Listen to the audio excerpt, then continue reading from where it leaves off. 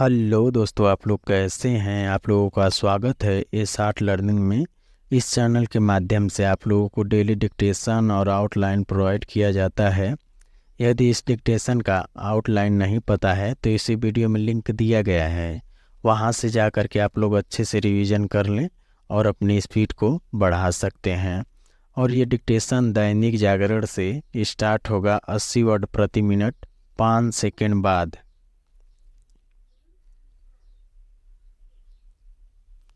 Start.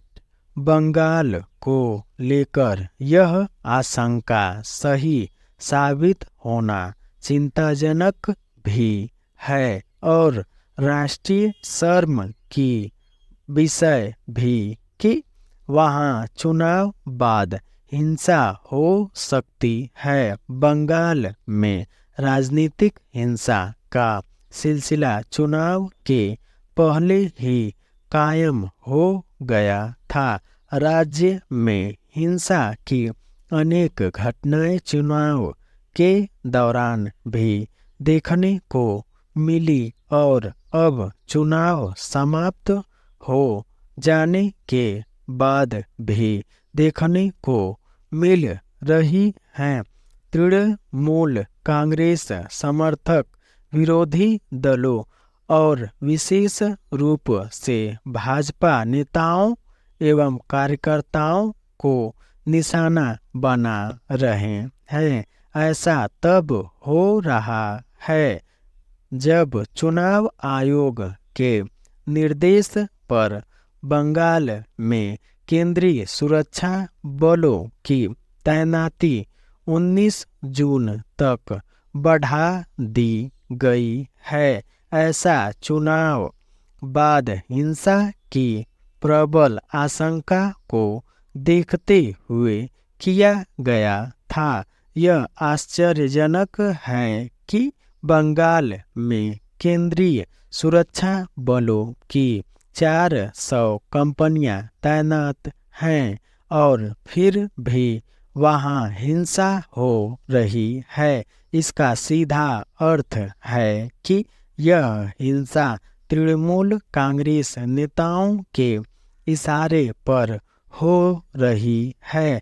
हैरानी नहीं कि अराजक तत्वों को बंगाल पुलिस का मौन समर्थन हासिल हो।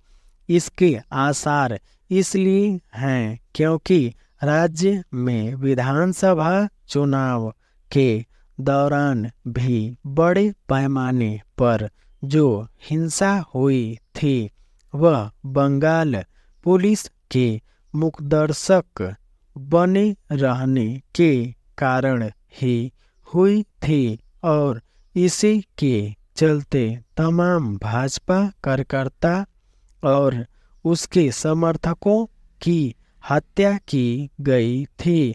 तब हिंसा का दौर इतना भयानक था कि कुछ महिलाओं से दुष्कर्म तक किया गया था।